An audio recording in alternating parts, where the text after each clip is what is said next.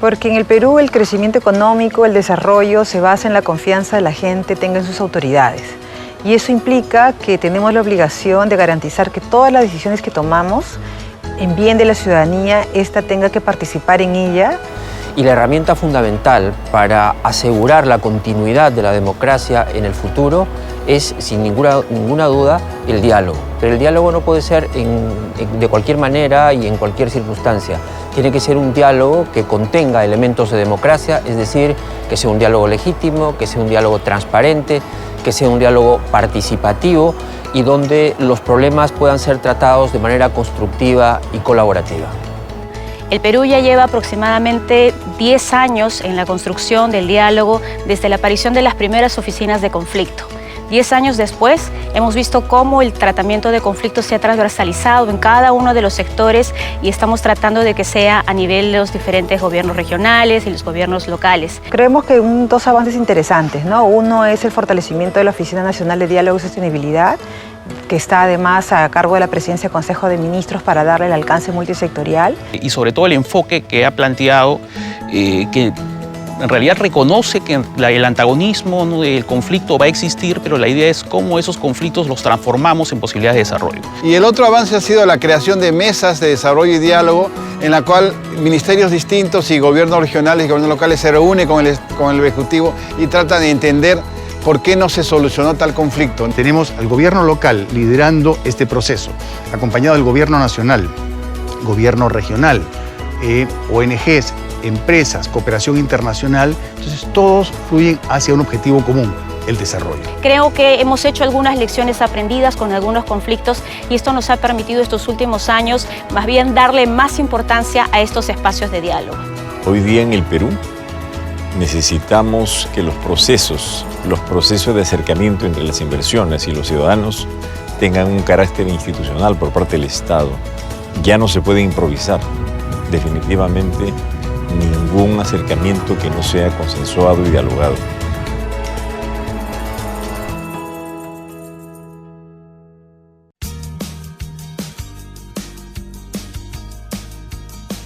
El trabajo principal de la Oficina Nacional de Diálogo es buscar la articulación de los sectores para intervenir en los territorios y resolver los conflictos.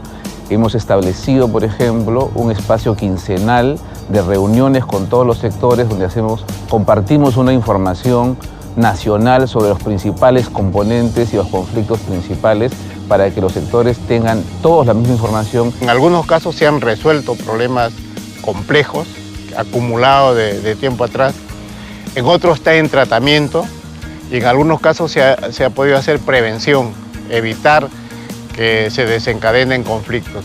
Tenemos en este momento 6 oficinas desconcentradas.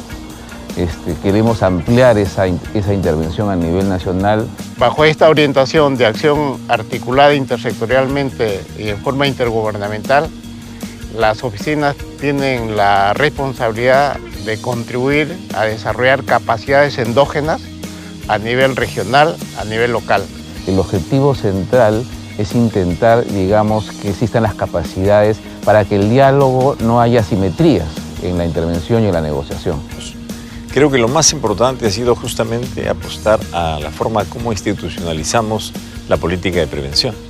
Y ese creo que es uno de los aportes que aún está pendiente en carpeta para que el Ejecutivo lleve adelante la implementación de una ley de prevención a través de un sistema nacional.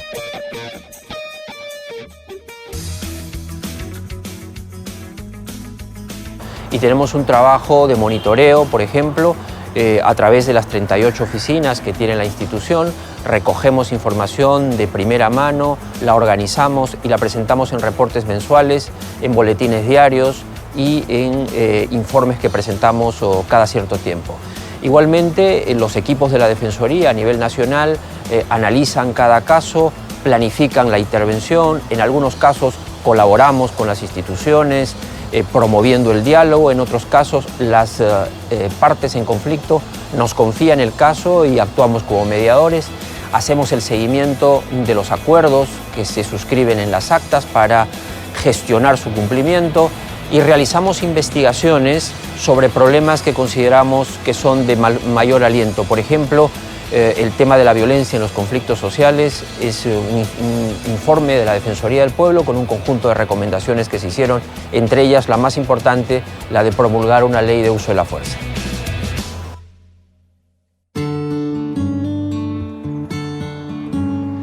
A partir del año 2013 empezó a constituirse una plataforma que buscaba articular los esfuerzos de distintos sectores del Gobierno Nacional y la Asamblea Nacional de Gobiernos Regionales para poder marchar en una dirección que coordine y articule esfuerzos importantes pero desarticulados y muchas veces superpuestos. La plataforma en la práctica ha coordinado las actividades realizadas por las distintas instituciones y más específicamente desde la lógica de las regiones ha buscado la formulación y el apoyo a los planes de trabajo para la constitución de unidades especializadas, de oficinas especializadas en este nivel de gobierno. En el campo regional se ha avanzado bastante en varios gobiernos regionales, entre ellos al que represento, el gobierno regional Piura, que tiene propuestas muy interesantes como es el sistema descentralizado de prevención y diálogo, que en esencia consiste en trabajar entre el gobierno regional y las 8 provincias. Si el diálogo se empieza en el momento oportuno, se logran los resultados esperados. Esta mesa tuvo como características de que fue inclusiva y democrática, 2 requisitos básicos para que los resultados sean aceptados por todos. Creo que esa es la principal lección aprendida de la mesa de diálogo de Moquegua.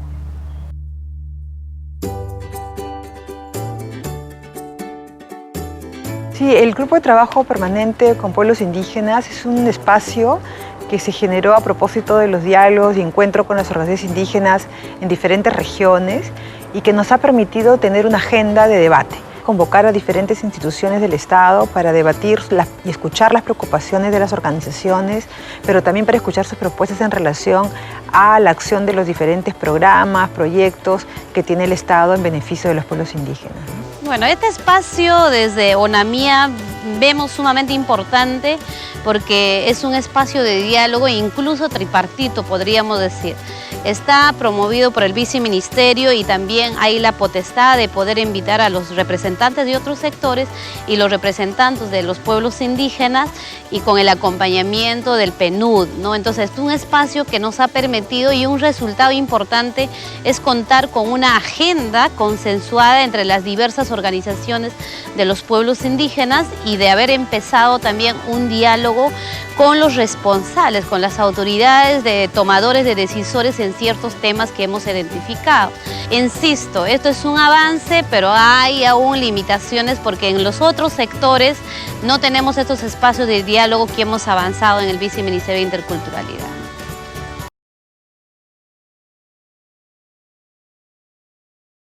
Como es la implementación de la ley de consulta previa. La principal herramienta es que las organizaciones tengan la información adecuada para poder participar en los procesos y para eso el Ministerio de Cultura ha desarrollado el tema de la asistencia técnica, ¿no? Para que esos tengan toda la información debida y ha generado una serie de instrumentos, ¿no? Directivas, guías, materiales de capacitación, etcétera, que nos ha permitido capacitar a cerca de 2.500 líderes y lideradas indígenas y a cerca de 700 funcionarios públicos.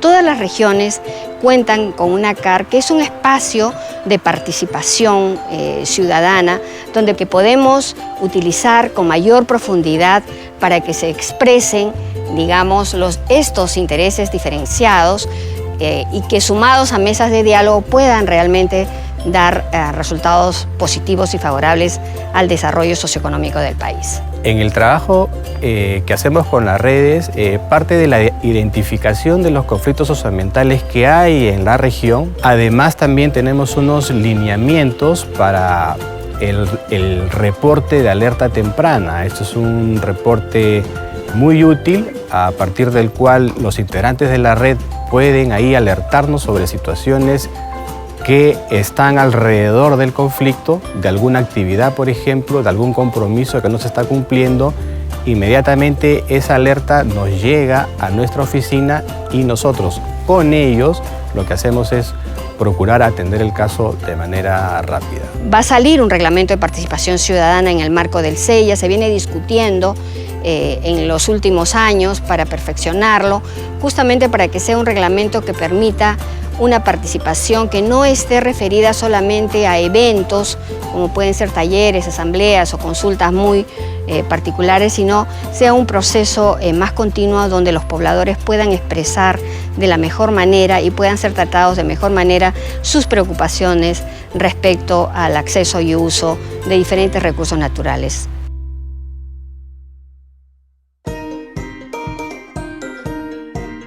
Hemos publicado una directiva que promueve mayor transparencia y que permite la divulgación de resúmenes públicos de los procedimientos sancionadores y reportes públicos de los informes de supervisión.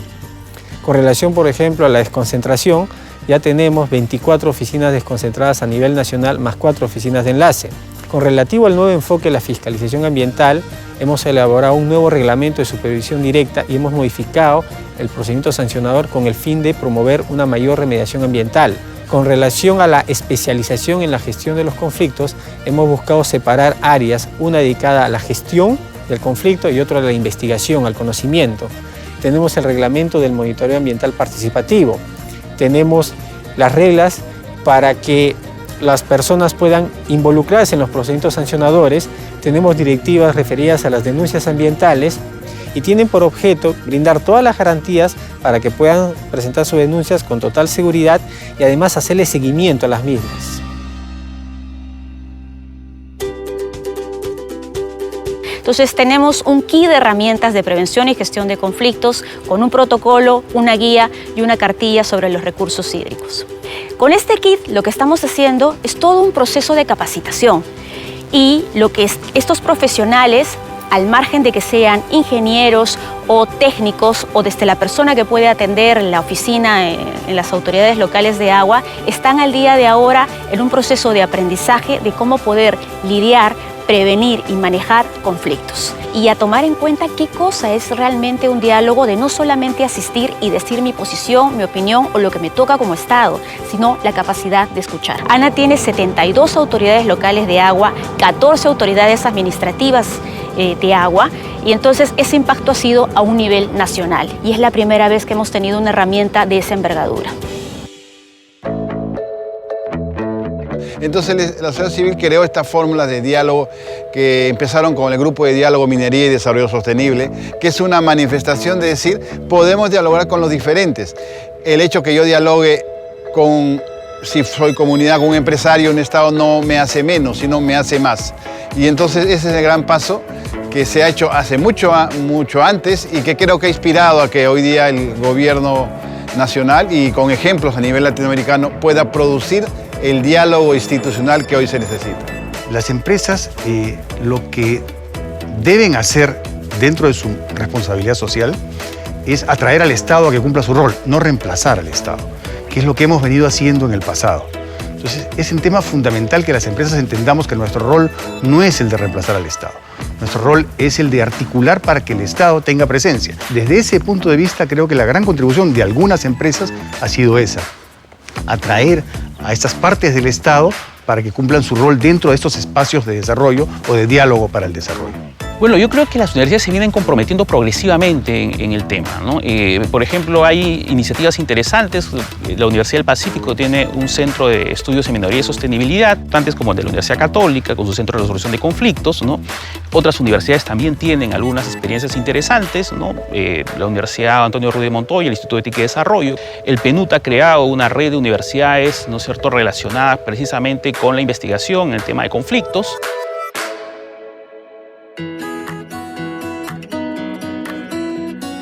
El conflicto social tiene debajo una problemática que es demandada, que es planteada por la población y que tiene un sector correspondiente que debe atenderlas. Entonces, esa capacidad institucional que tiene el Estado debe ponerse en marcha para resolver los problemas de manera preventiva.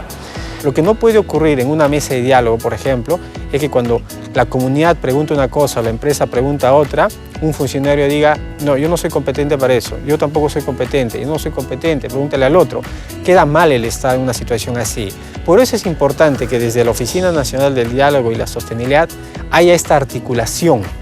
¿Para qué? Para que previamente abordar un tema de estos, sepan cada ente del Estado qué tiene que hacer, qué puede hacer, coordinar. Entonces así el mensaje del Estado es sólido, es unitario, es claro. El desafío mayor es garantizar que los acuerdos a los que hemos arribado, producto de estos espacios de diálogo en las diferentes mesas de desarrollo, en los diferentes espacios que tenemos a nivel nacional, podamos garantizar que estos acuerdos se van a cumplir. Para eso sirven los diálogos. Los diálogos sirven para llegar a acuerdos y los acuerdos los tenemos que cumplir. El Estado tiene que aprender a la promoción de las inversiones, tiene que ir acompañado con el respeto de los derechos de sus ciudadanos. Por lo tanto, la institucionalización de un sistema público de prevención y gestión de conflictos es absolutamente indispensable. Pero tenemos que tener un voto de confianza entre nosotros y apuntar y no perder de vista que hay un objetivo más macro, ¿no? Como país que tenemos, más allá que como sector o nuestras funciones nos los digan, sino a dónde estamos sumando. Todos como Estado deberíamos de tener un mismo objetivo cada vez que participamos dentro de un espacio de diálogo y la existencia de un sistema nos puede brindar mayores luces para ello. Creo que es supremamente importante entender que el diálogo es un proceso de largo aliento. El diálogo no es solamente sentarse en una mesa y poder conversar y poder discutir, no es un proceso de negociación. El diálogo es un proceso de aprendizaje mutuo, es un proceso de aprendizaje social. Y estamos teniendo resultados y no debemos desesperar. Tenemos mucho camino por recorrer, pero ya hemos recorrido un gran trecho. Todos sabemos que en los próximos meses van a iniciar el proceso de elecciones presidenciales y algo que va a ser muy importante y que quiero que la sociedad civil también tiene un rol muy importante en cumplir es de que esta política de diálogo no se pierda ni se diluya. Por el contrario, yo creo que hay que fortalecerla.